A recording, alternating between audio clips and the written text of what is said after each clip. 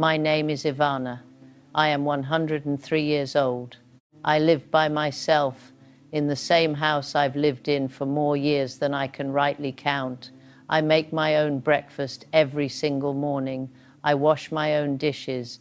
I walk out to my little garden when the weather lets me, and in the evening I sit on my porch and watch the light go soft over the trees. I do not live in a nursing home. I have never needed one. My children, I have 4 of them, all grown, all with grey in their hair. Now they call me every week and ask if I need anything. And every week I tell them the very same thing. I'm just fine, baby. I want to talk to you today because I think you deserve to hear the truth from somebody who has actually lived a long life all the way through. Not from a commercial, not from a young person on the internet who has never known a hard day. From me. From a woman who has watched 103 years go by, buried more people than I can name, and still gets up every morning glad to have 2 feet to put on the floor. So if you are over 60, or if you love somebody who is, stay with me. Because what I'm about to tell you changed the whole last stretch of my life, and I believe with everything in me that it can help yours too. Let me start honest. When I was in my late 60s, I got scared. I will not pretend otherwise. My husband had passed on. My knees had started to ache in a way they never had before. I noticed I couldn't hop up out of a chair the way I used to. I noticed I'd rest a hand on the wall when I walked down the hallway at night. My legs got tired after just a short walk to the garden and back, and I remember thinking to myself, plain as day, this is the beginning of the end of my independence. If you've felt that, if you've sat in your chair at night and wondered whether next year you'll still be able to care for yourself, whether your children will one day have to make a hard decision about you, whether your world is quietly getting smaller, then I want you to know I see you. I have been right where you are. And I'll tell you something, that fear is not weakness. It is wisdom, because that fear, if you listen to it right, will push you toward the things that actually matter. I listened. Now, the first thing I want to say, and I want to say it plainly so there's no confusion, is that I am not a doctor. Nothing I tell you today is meant to take the place of your doctor. I still see mine. I still take what she gives me. If you have a real condition, you keep seeing yours and you take your medicine. What I'm going to share with you is everything besides that, the things nobody writes on a prescription pad, the small daily choices, and the deeper things underneath them, which matter even more. Let me start with what's on my plate, because a body has to be fed, and most of us stop feeding ours properly right when we need it most. Water. I'll start with the simplest thing there is, and the one most people my age get wrong: water. Here is something true that took me too long to learn.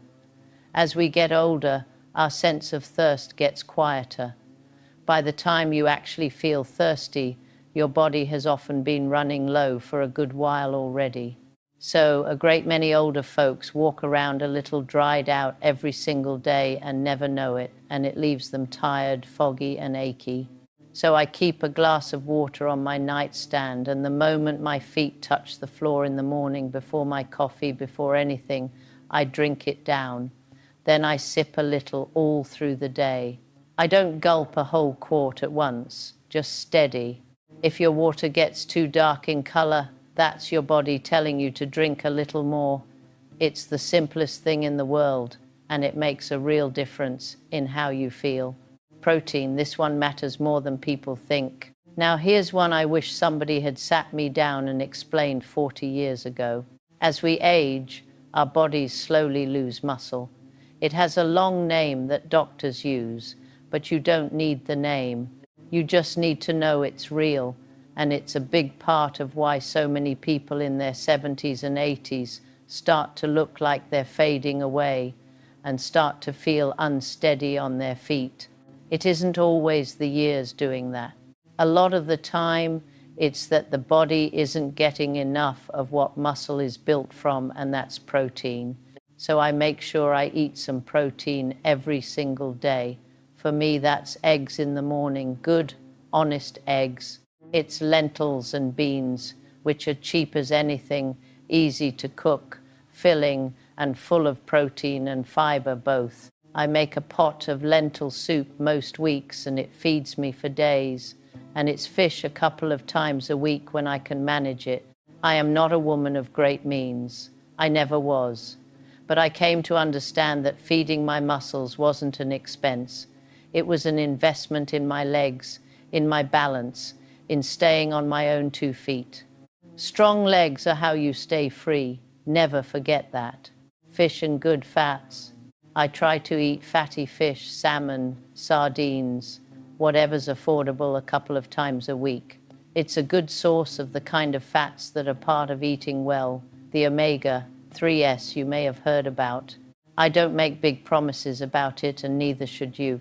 I just know it's real food that's good for you, and it's been part of my table for a long, long time. I cook with olive oil too. Good olive oil, poured with a generous hand. A healthy fat, and it makes plain vegetables taste like something worth eating. That matters because if healthy food tastes good, you'll actually keep eating it. Nobody sticks with food that tastes like medicine. Greens and vegetables. I eat my greens. Spinach. And I'll be honest with you, I spent most of my life not caring much for spinach. But I learned to wilt it in a little olive oil with some garlic. And now I put it in my eggs, in my soup, in near about anything. I stopped thinking of vegetables as a sad little side dish and started thinking of them as the main thing on the plate. Leafy greens, cabbage, broccoli, whatever's fresh and cheap that week, these are foods human beings have been eating for thousands of years, and there's a reason they've stuck around. You don't need anything fancy. You don't need to spend a fortune. You just need to eat them most days and not cook the life out of them. Something fermented. I keep something fermented in my kitchen too. For me, it's plain yogurt and sometimes a bit of sauerkraut, the real kind, from the cold section, not the shelf-stable jar. These foods carry the good bacteria your gut likes to have. I'm not going to dress it up in claims I can't stand behind. I'll just tell you my stomach is happier when I eat them, and they've been part of ordinary kitchens all over the world for a very long time. My own grandmother kept a crock of it on her counter. She knew something, a little of what you love. And I'll tell you this so you don't think I live like a monk. I keep a square of dark chocolate for the afternoon, and I eat real cheese without 1 ounce of guilt. A long life is not about giving up every pleasure. It's about eating real food most of the time and enjoying it. A joyless plate never kept anybody healthy either. Now that's the food. Write it down if you like, but honestly, it's the plain, sensible, eating your own grandmother would have recognized real food. Enough protein, plenty of water, nothing fancy, nothing you have to order off the internet, nothing that costs more than an ordinary breakfast. But if I stopped there, I'd be lying to you by leaving out the most important part, because I did not make it to 103 on eggs and olive oil, not even close. Move a little every day. Before I get to the deepest part, let me give you one more thing, and it may be the most powerful thing on this whole list. Move your body a little every single day. I don't mean anything hard. I'm 103. I'm not doing anything hard. I mean I walk.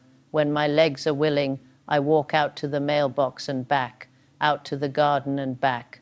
On the days I can't get outside, I get up and move around the house.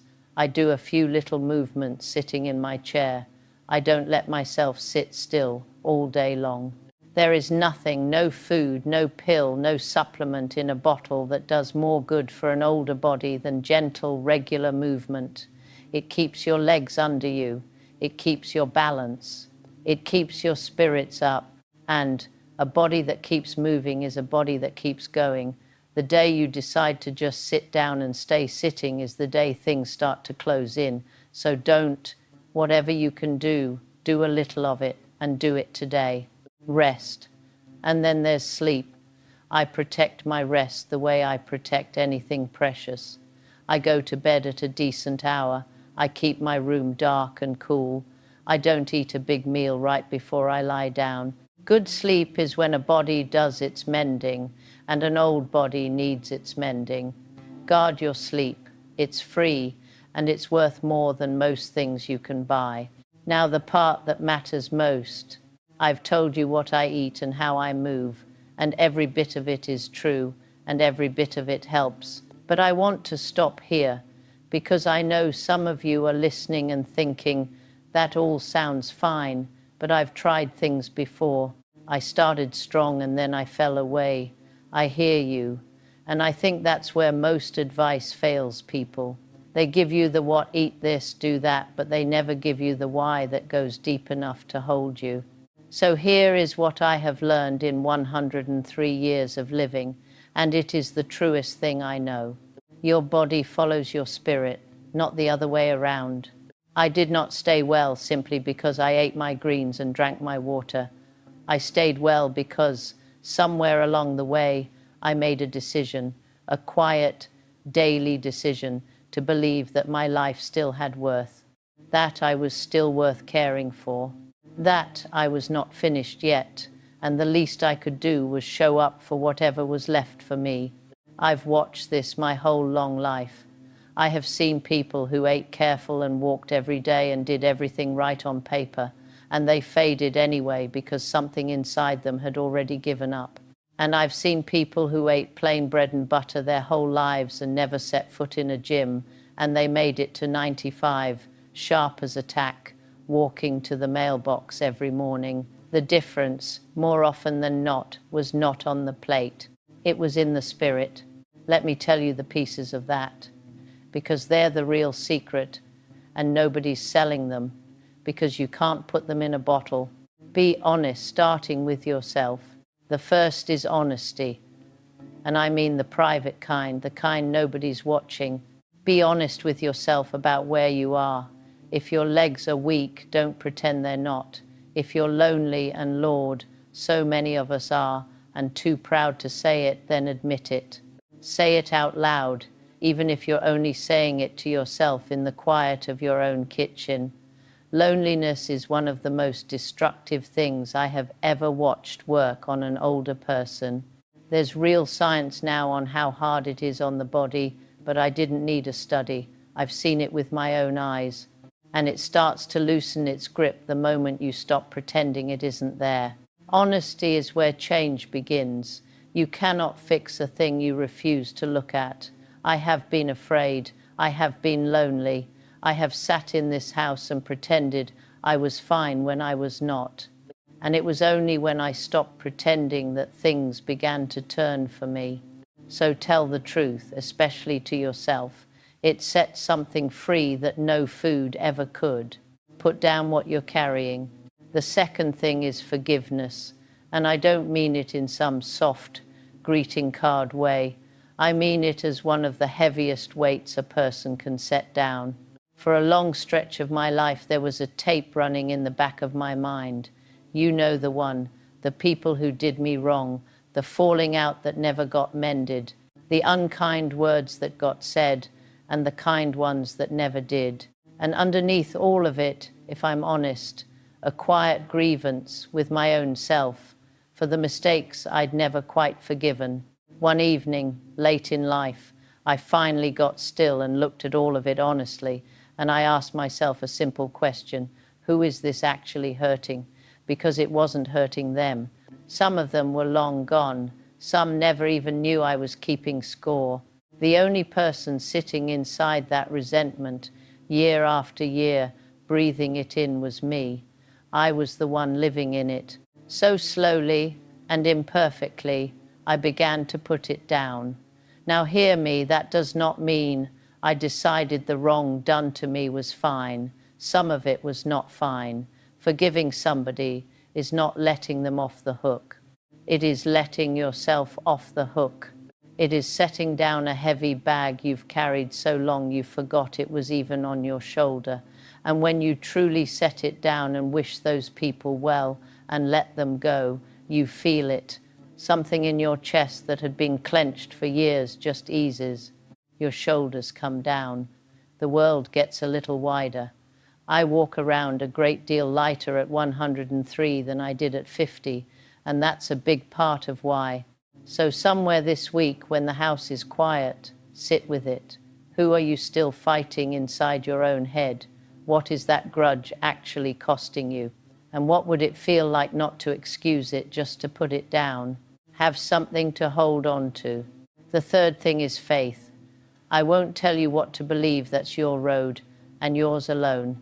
But I will tell you that having something larger than myself to hold on to, something that gives the hard days a frame and the good days a witness, has kept me upright when everything else wanted to knock me down. That's not weakness, that's structure. It's the difference between a life that has meaning when the hard times come, and they always come, and one that comes apart. And faith, real faith, is not a passive thing you feel on Sunday and forget by Tuesday. It's a practice. You tend it like a garden. You cannot rush a tomato.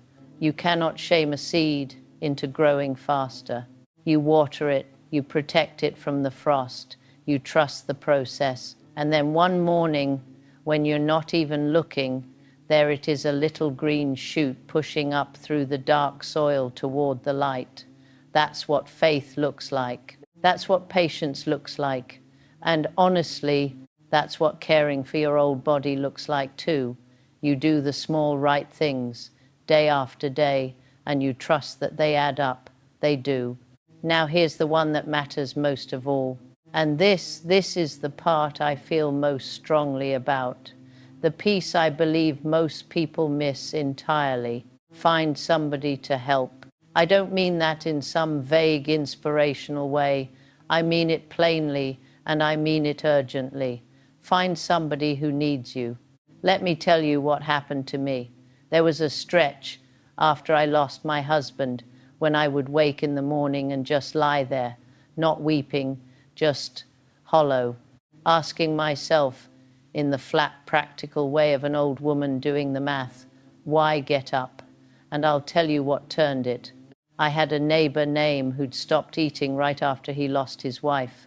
I noticed he was getting thin, so one Sunday I made a little extra soup, put on my good apron, and walked it across the street. Nobody asked me to. I did it because I knew what grief does to an appetite. I'd been there myself, and something happened to me that I did not expect. The next Sunday, I woke up with a reason. I had a pot to fill. I had somewhere to walk to. I had a face that lit up when I came through the door. My mornings had a shape again. That's the whole thing, right there. Being needed is not a favor you do for other people. It is a gift you give yourself.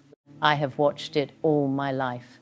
The folks who stayed sharp, who stayed steady, who kept their spark into their 90s, nearly every one of them was doing something for somebody else. Teaching a Sunday class, calling the sick, bringing groceries, sitting with a widow so she wasn't alone at supper. They had somewhere to be, and the body knows the difference. Purpose is not a luxury for the old. It's very near a necessity. So find your one person, the neighbor who lives alone, the friend whose children never call, the grandchild who's struggling and thinks nobody's paying attention. Make the pot of soup or don't. You don't have to cook a thing. Pick up the telephone.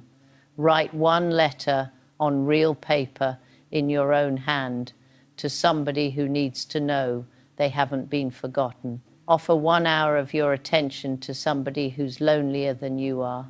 You are not too old for this. You are exactly the right age. You have a whole life of stories and steadiness inside you, and this world is starving for it. Let me leave you with this. I want to close the way I live by coming back to the simple things, because the older I get, the more clearly I see what actually matters. Every morning, I swing my legs over the side of the bed. I put my feet flat on the floor, and I sit there just a moment, and I say thank you. Thank you for another day. Thank you for these legs. Thank you for this house and this life and every one of these years I've been given. Then I go to my kitchen. I drink my water. I make my eggs with a little spinach. I sit by the window and I watch the morning come in, and I feel grateful all the way down to the marrow. I am 103 years old. My legs are strong enough to carry me. My mind is clear enough to sit here and tell you all this. And my heart is full enough that I meant every single word. You are not too far gone. It is not too late. The body is more forgiving and more willing to keep going than we are ever told. So feed it real food. Move it a little every day. And more than any of that, be honest with yourself. Put down what you've been carrying. Hold on to something bigger than you and go find somebody who needs you. Do that, and I promise you will not run empty. You fill up every single time. I'm Name. I'm 103 years old. I live alone, and I am just fine. I hope that one day you'll be able to say the very same thing. If this touched something in you today, do me one small kindness. Leave your name and your age in the comments below. I read every single one, and I mean that. I want to know who's out there tonight. Tell me the one thing you're going to do tomorrow, one food you'll add, or one person you'll call. Just one. That's all it takes to begin. And if you'd like to sit with me again, real talk, honest talk, from somebody who's actually walked this road, then subscribe, and I'll be right here. Lord willing, same as always.